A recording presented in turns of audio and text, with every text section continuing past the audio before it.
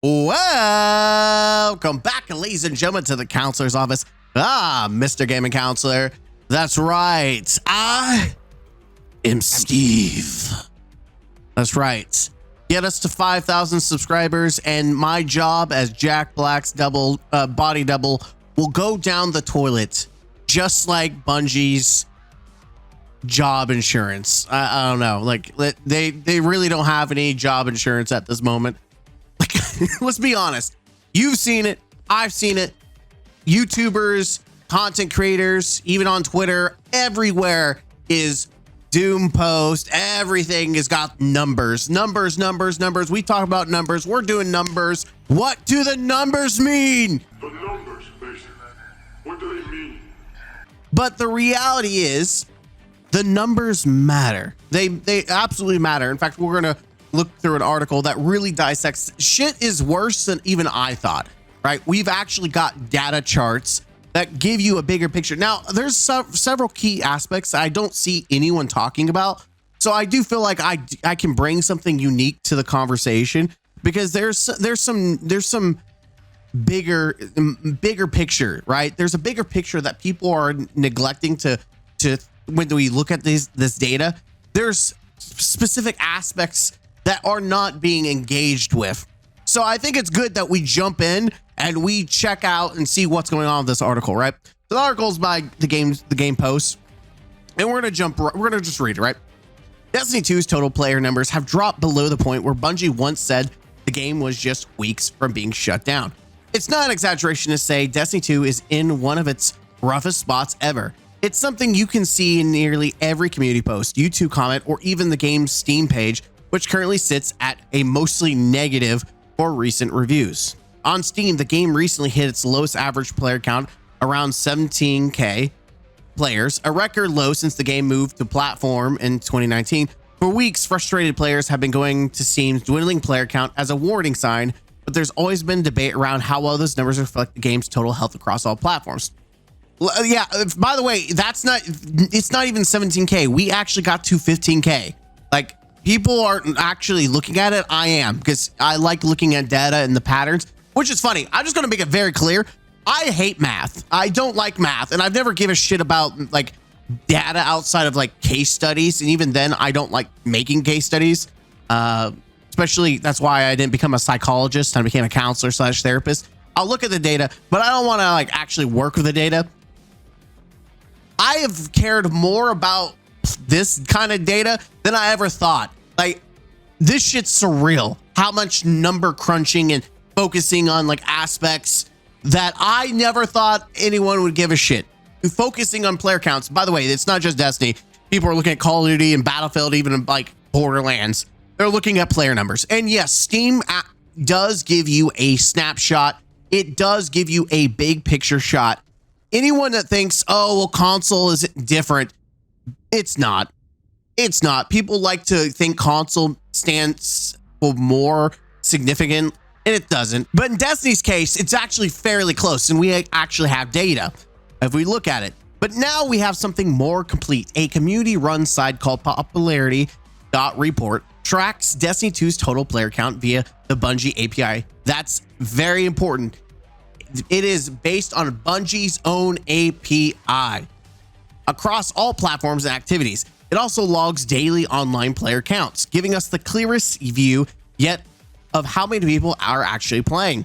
And things are not looking good. In fact, the numbers have fallen below the lows of Curse of Osiris 2017, which has widely been considered as the lowest point in the Destiny 2's history in terms of player population. Yeah, like I'm gonna put the chart up there, and I'll look at it. Like, this is crazy. The chart's on the screen for you guys. So Curse of Osiris was really bad, and this is accounting for consoles. And at that point, it was BattleNet. At that point, it wasn't Steam, so we didn't have Steam numbers back then until Shadowkeep. It is insane that Edge of Fate is worse than Curse of Osiris.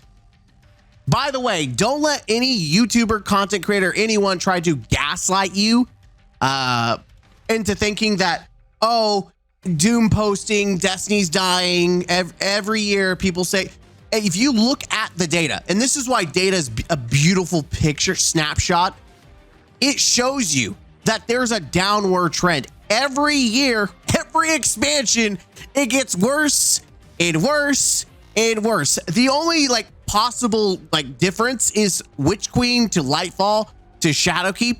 Like there's like a little bit like ups, but then it continues to go down.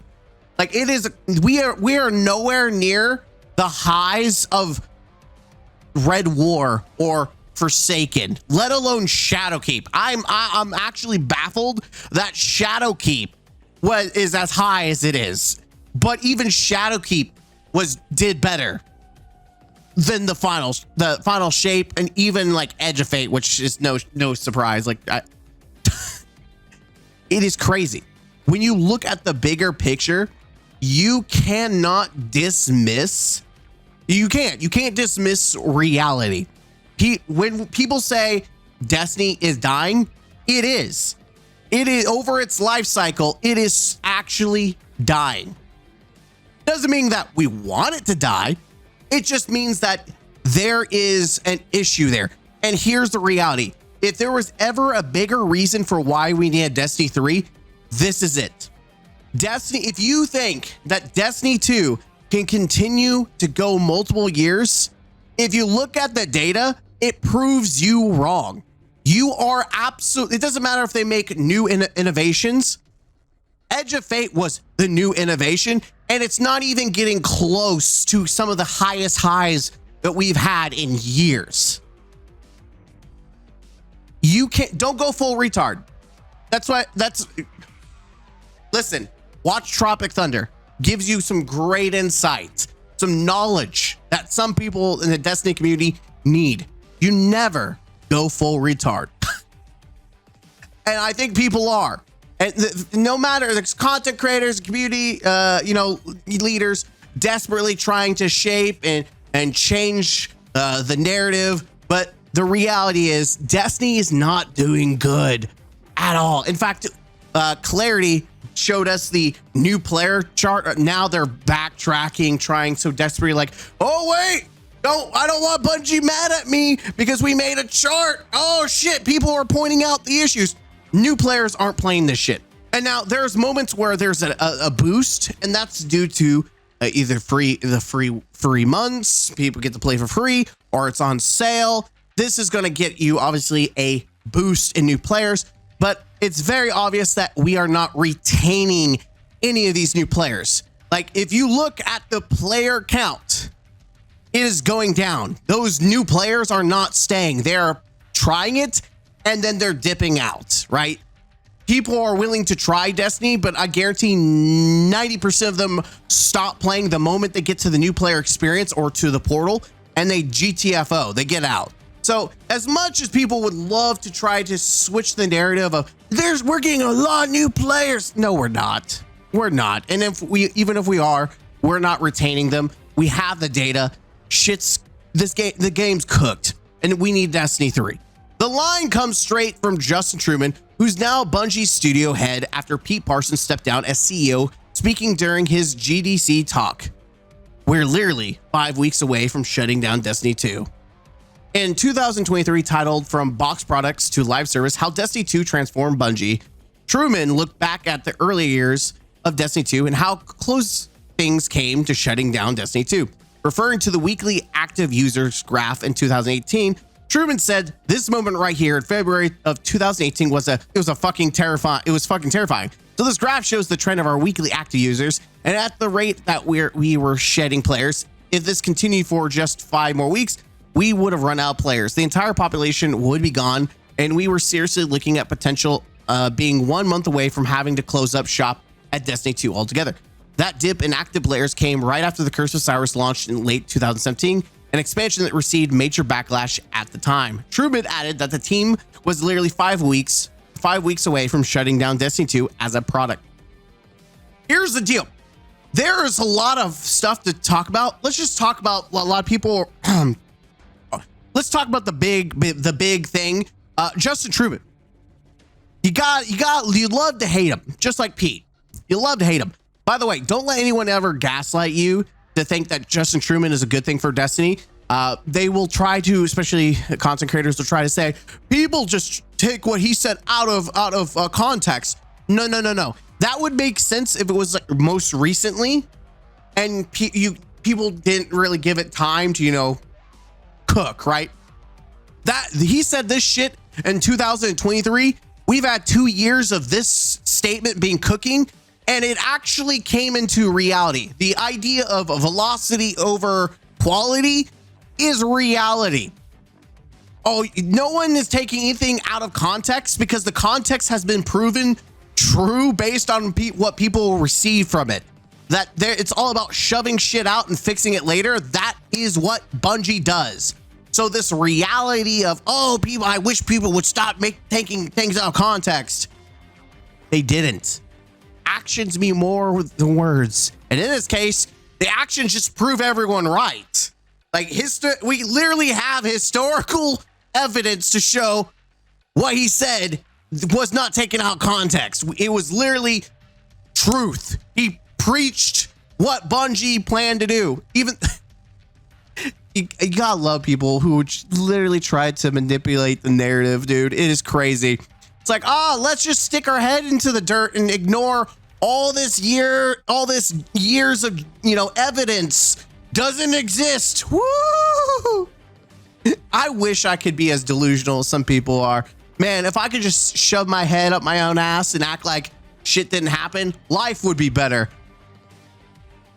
By the way, a lot of people are using this the statement. We were literally 5 weeks away from shutting down Destiny 2. Now, if you remember, if we roll things forward from this timeline to Lightfall missed its mark by 45%. And guess what happened? People lost their jobs. 2 rounds of layoffs. That's right. And here, roll that back just a little bit more.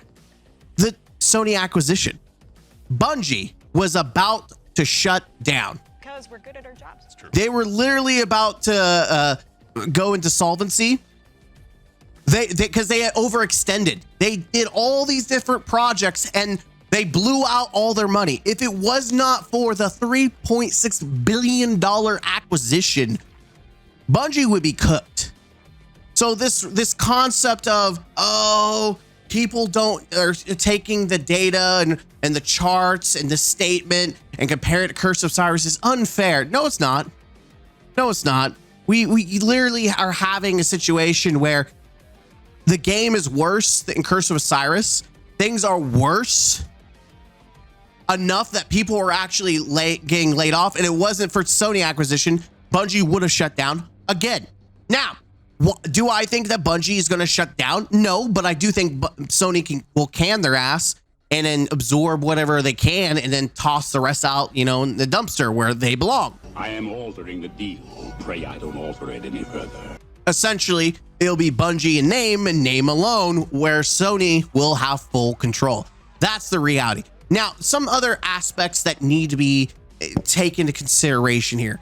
We're talking about Curse of Osiris, where microtransactions were at the lowest point, right? This is Activision, obviously has their hand in the cookie jar. Not that much. There wasn't a lot going on here. The reality is now we have a shit ton of MTX. We have a lot of microtransactions everywhere, from skins, ornaments, shaders, like all this shit that everyone wants. The hand is up everyone's ass. And even though you could say that things are worse now, and they are worse than Curse of Osiris, the player count, everything, the new players coming and playing and staying to, enjoy the game, that's going down the toilet. The reality is that they are making probably more money than they did from Curse of Osiris because of microtransactions, which is why they are aggressively pushing out like 30 different fucking bundles. The Taken bundle. Guess how many people probably got their balls squeezed from that? How many people got their tits milked? Probably a shit ton from that Taken set. And then you have the Gladius set. Now you have the Jade Rabbit set. And there's going to be the holiday set, which, yes, you can buy for Bright Dust, but guarantee people are still going to pay cash for it like dumbasses. But here's the reality. Bungie's probably making more money from MTX than Curse of Osiris. So things may be more bleak than they were, for Curse, but financially they're doing better. And the reality is they won't shut the doors down. Sony will just take over. That's the conclusion, right? You may have layoffs, and I do see layoffs in the future. I do. I think if you compare, the comparison shouldn't be necessarily Curse of Osiris. It should be to Lightfall. This shit stinks, and Lightfall was just awful, but Edge of Fate's even worse. And because of Lightfall, they literally, and you gotta think the second round was after the Final Shape, which it was good. It was a good expansion. It did better than, well, it maybe didn't have as many sales as Lightfall, but it definitely was well received. But even then, it did not meet expectations. Thus, we had a second round of layoffs. So with that being said, I think we'll see layoffs. I don't think we're at the point, even though player count is definitely dire, I don't think financially it's as bad as Curse of Osiris. Now, another thing is, a lot of people are pointing out to the fact that you look at the player counts, and we'll jump into what the article says. Destiny 2 player count comparison, Curse of Osiris versus now. After going through the analysis, the daily player count from Popularity Point report, we found that during mid-March 2018, after Curse of Osiris, Destiny 2's lowest daily online player count hovered between mid 400k, only occasionally dipping just below 400k. That was considered rock bottom then. The 5 weeks from shutdown moment Bungie reference. Check out Destiny 2's post Curse of Osiris player count. And there's like a list of them, right? It's pretty freaking low. And then you compare it to now. Fast forward to now, from late September through October 25th, the data shows Destiny 2's total daily online population hovering in the mid 300k range, with some days even dropping below 300. Again, we see all the numbers, and here's the reality. Even though the numbers are lower than Curse of Osiris, there is more MTX, which means more money. So they are probably making more financial progress than Curse of Osiris. And another thing to think about is a lot of people look and point out to Forsaken. Forsaken was the turnaround point for Destiny. And a lot of people are going to think Bungie needs to do another Forsaken. And I agree. I think the only way to turn the ship around is to have Forsaken level content, but in a Destiny 3. But we'll get to that in a minute. The reality is here, Forsaken was successful because there were multiple studios working it. It wasn't just Bungie. We had Vicarious Visions and High Noon, I believe it was called. There was 3 different studios, Bungie, Vicarious Visions, and I think High Noon, all working on this expansion. 3 different studios. And the corresponding expansions expansion seasons that came out with that year. Forsaken was saved because there was a strike team made by Activision to get this shit off the ground. I think that's the only way that Destiny's saved, is that Sony does the same thing. Now, will they do that? I don't think so. I think that is what needs to happen. But in the Destiny 3, because based on the data, the very clear, obvious trend, multiple years, this isn't just like recent, this is over the lifetime of Destiny 2, it has gotten lower and lower and lower. And there's been years of innovation, by the way. Nothing's changing. We are due for Destiny 3. Now, the argument of when and how long, that's a different story. Let's get this straight. Everyone knows that Marathon is the reason why Destiny 2 sucks dick right now. And that's why people want Marathon to fail. It's like a big F you. And listen, I think that's justified. I think if you spent money, time, and effort into Destiny, and it's very obvious that Bungie's funneling all resources when they once said that microtransactions help funded secret missions, and now we're getting shitty missions that look like they were made by, made by some dude on Etsy. Yeah, like it's ridiculous. You spent money on a game, the company decides to use that money and not funnel it back into the game that you were hoping would, you know, continue to give you quality. Instead, it's giving you shit. And don't let anyone, and especially content creators, tell you that you can't expect more because they've got a smaller team. It's a $1 billion company. Sony spent $3.6 billion. And if Sony's not willing to let that money go down the drain, then you shouldn't let your money go down the drain for spending it on a game that's run by a $1 billion company. It is asinine to let anyone, content creator or some delusional fat boy in their mom's basement who probably's never touched a woman outside of a cardboard cutout of an anime character, you should not listen to them. Trust me. You can criticize the $1 billion company. You can demand better. You are a customer. You are a consumer. And as consumers, your job is not to, woo, development is hard. Woo, life is hard. Bitch, everyone's life is hard. Everyone's job is hard. We all consume content the same. Let's not act like when you buy your phones, you're sympathizing for all the poor child laborers that are in the mines working for your shitty phones. Woo, what about them? You gonna be empathetic for them? No, you're not, so shut the fuck up. It's okay to criticize a $1 billion company. It is crazy that we've gone through cycles of content creators blaming the community for the fate, how Destiny is.